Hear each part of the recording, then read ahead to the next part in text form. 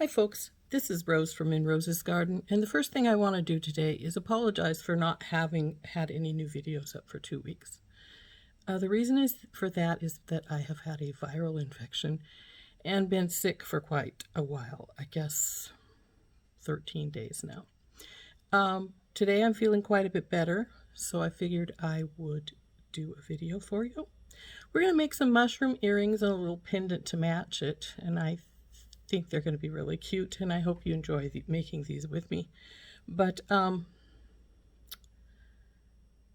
hopefully I won't tire out before we get done, because that is my biggest issue right now, is that I'm tiring quite easily.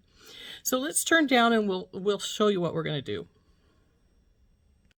Okay, in these two dishes I have the pieces I need. This is the little pendant. It's got the chain and everything in it. We'll set that aside for right now, because the one we want to work on first is our earrings. So I've got everything where I want for the earrings in this little dish. We'll put that aside now. And we've got some ear wires. Now I use ball head ear wires. I like the extra little oomph of having that little ball down there. And then we have some, well, actually those are ball pins, not ear wires. Here's the ear wires themselves. I use lever backs because I like the way it cages your ear in between there, and you don't have to worry about losing your earring so much. I really hate losing my earring. It's a real issue with me. So then what we have to make our earrings are some spacers. This is an African trade bead. Now these are not going to be exactly alike because they're not molded normally. Like I say, these are very old. I think they're over 100 years old, maybe closer to 200. But they are, like I say, African trade beads. This is going to be the base of what our mushroom's going to sit on. And then we're also going to have this little brown disc. Now this is going to be representing the ground and the forest floor. Then we have our little mushroom. And above the mushroom, we're going to have this little blue star to represent the sky. So now over here I have some rubber tubing. And you're going to say, well, why do you want rubber tubing? Well, the African trade beads have a pretty large hole, and they'll roll around on your eye pin. So, or head pin, as the case may be. So rather than have that happen, you can do one of two things. Get a seed bead to stick in the middle, or get some rubber tubing and go up in the middle there to fill in that hole somewhat so that the bead does not rock and roll on your pin. So we'll need a couple of pieces of the little rubber tubing. By the way, I got my rubber tubing here from Softlex Company. However, I do know you can get the clear tubing at Hobby Lobby. It comes in a pretty big bunch, but you can get it there. And if you don't have any tubing, like I say, use a seed bead. Whatever one will fit in here best. I usually try to get a 6 in there, but that looks not quite 6 size, if you know what I mean. So maybe an 8. But anyway, either way is really good for filling in a hole. So what we're going to do is first I'm going to put the tubing in the hole. Come on, baby. Now I want you to go in this way. And we'll push it up into the hole until it gets to the other side. Now I had it in there just a minute ago, and now it doesn't want to go in there. So let's see. Maybe I will go from this side. Now see, it goes through really easily from this side. It just doesn't want to go from that side. And that's fine. I just need to cut that off, and I wanted to make sure I didn't get it too too big of a piece. Just cut that right there. Oops. Didn't cut all the way through. So there we go. Now we have to put this back into here and make sure I don't have it too big.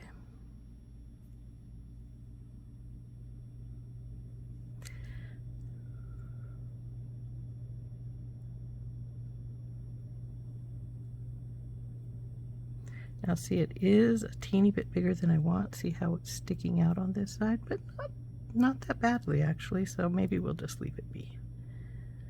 Or I could just take my clippers and go right across the top here, and it hardly cut anything off, so that's good. So now we'll put a little piece of the tubing in the other side as well. Now see, this one's much looser. The hole is obviously bigger, so even though we'll cut the tubing, it may not stay in there until we actually put it on the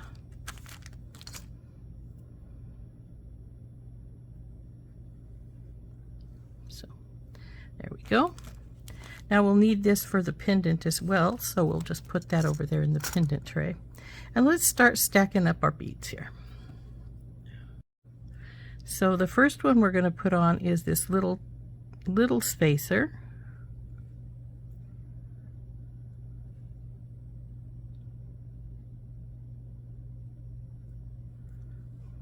Well, I'm going to have to cut my fingernails while I've been sick. They've been growing, and then they things go underneath them when I'm trying to work on them. So we're going to put this on, then the little brown one here, this next big one, then our African trade bead with its piece of tubing in there. And I'm going to turn this over. I want this, as you can see, this one side is flatter than the other side, and I'm wanting the flatter side downward. See how that looks? So now we'll put this big spacer on, the next one, our mushroom. Isn't that cute? Our little spacer, and our star. And that's how our earring is going to look. Isn't that adorable? So then, of course, to put this together, just take your pliers, do a 90-degree bend. Now I'm going to get my step to bell making pliers. This is what I prefer to make my wrapped loops with because it makes a nice consistent loop. There's our lollipop shape. So now that we've got that on, let's feed our ear wire on.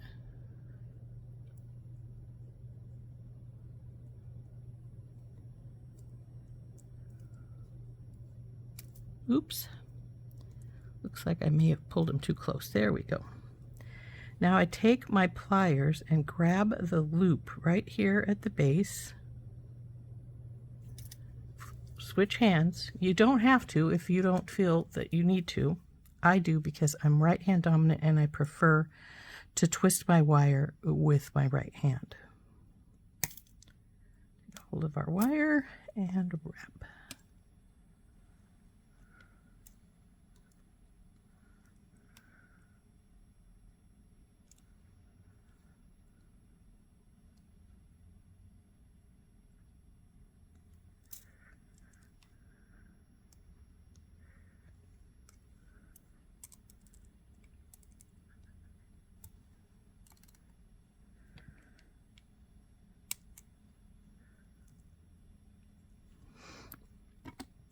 Cut this little tiny bit off right here.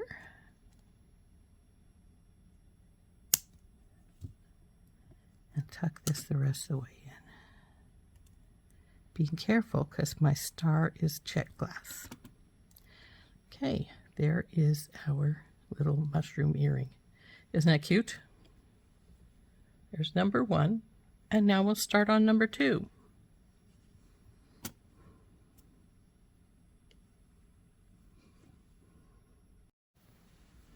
So just the same way. Now this ear wire head pin is a little bit bent, so I'm going to rub my thumb up it until it straightens somewhat. As you can see, it did so pretty nicely. And then of course we're going to feed our beads on exactly the same as this one.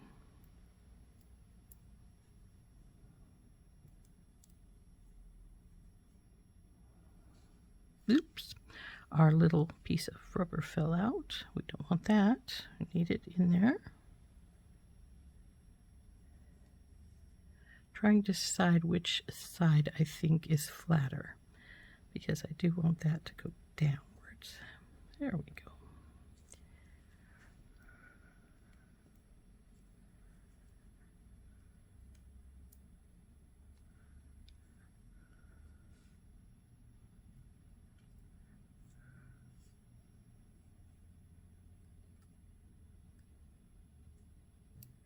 There we go.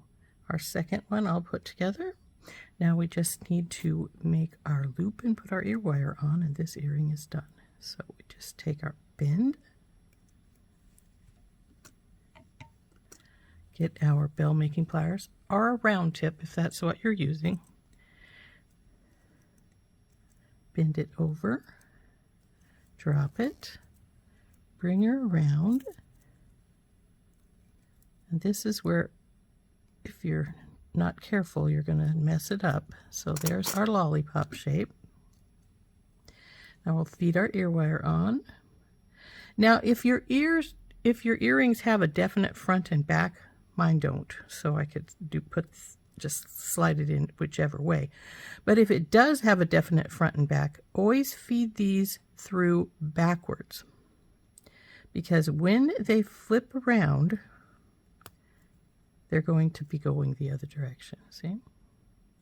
So anyway, we're done with that. So let's grab our wire right there as they come, where they come together. Get our pliers and wrap.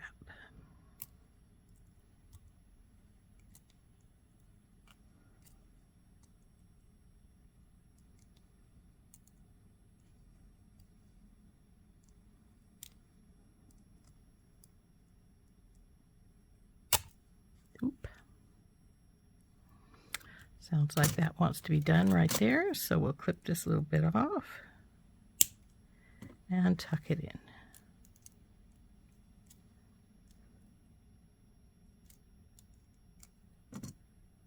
And there is our second earring. Aren't those cute? So now let's grab our other little dish, put these aside, grab our other dish, and we'll work on the pendant. These right here, and we'll get the items out for the pendant. Now this is more or less going to be the same, except for we're going to put it on a chain. This is an extender chain. We want to be able to, this is 18 inches of chain, by the way. And then, like I say, I have an extender chain, so if you wanted to go a little longer, I think this is probably 2 inches, so that would make it 20.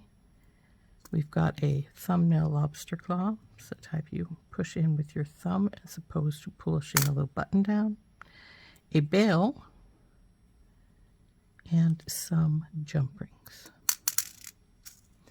So let's put this baby together just like we did our earrings. First thing, of course, is we need that piece of now this is going to be a loose one again from the feel of it. So just clip our little piece of rubber tubing off, go in there, bing, and this can be put away. We don't need it any further. Now, did I cut too much? Looks pretty good. So now we'll make this little pendant just the way we did. I have an extra one of these. Just the way we did our earrings. So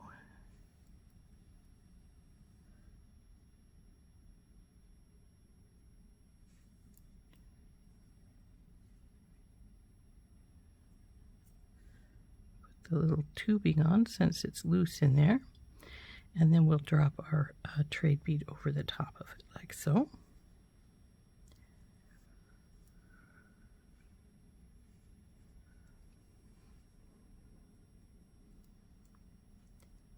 Our little mushroom.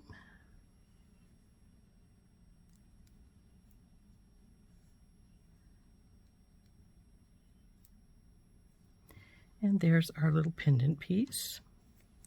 Now, right now it's time to make a decision. And that decision is, do we want to hook it directly to the bell, or do we want to jump ring it onto the bell? We can go either way.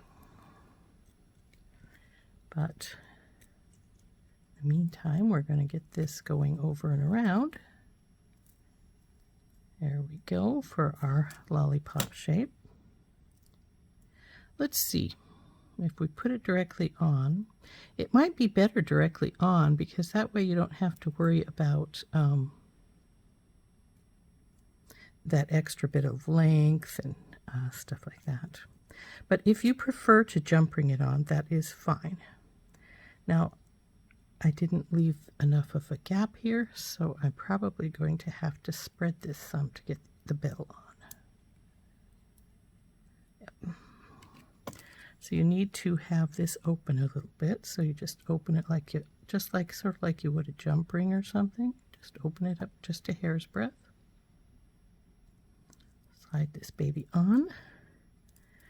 Now we'll grab that right where they come together and push that wire back into place since we pushed it out to let the bell go on.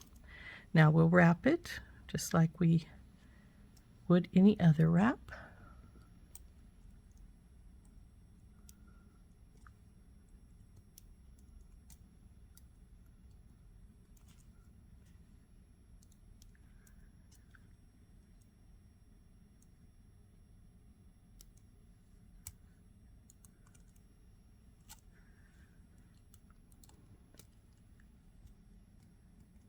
And since it doesn't look like I'm probably going to need to cut any off here, I'm going to tuck this little wire in here.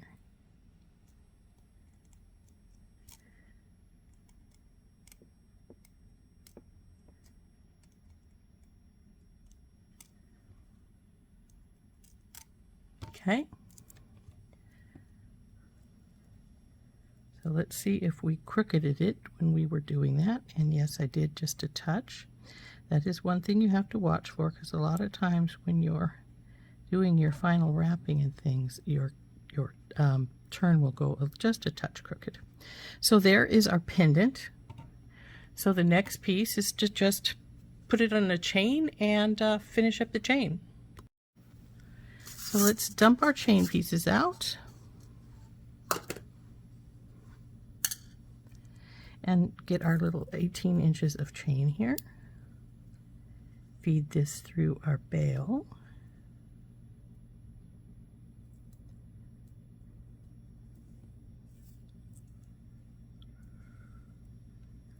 And on one side, we are going to take one of the jump rings. I've got an extra one now since I decided not to jump ring the pendant onto the bail. Open our jump ring by twisting side to side, hooking it onto the chain on one side,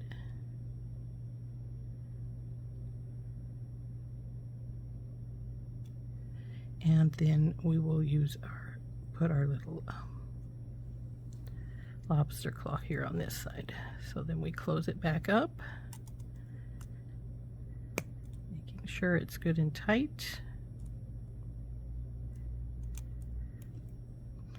Now this one raised a little bit, as you can see here. Well, maybe you can. See how it raised up there? So we don't want that there, so we're going to take our pliers and gently tuck them in between and push down. And now it's back in place. So now we just need to put the extender chain on the other side. Now this chain is a little darker colored than the other, but it's in the back. Open our jump ring up, just like we did before, side to side. Grab the end of our chain through the last link, and then through the first link of our extender chain. Come on, baby, go on there. This one has a little heart on the bottom. Isn't that cute? So then move these over. Make sure they're good and tight. That one came in perfectly right off the bat. And our necklace is finished. So we can just hook our little clasp right here. And there we go. The little necklace and earrings with our mushrooms and African trade beads, little Czech Glass stars. Hope you enjoyed making those with me. Aren't they cute? I think they turned out really adorable. Now, I don't make a lot of little delicate necklaces, but this one really turned out cute. It's our little mushroom. And then, of course, we have our earrings to match.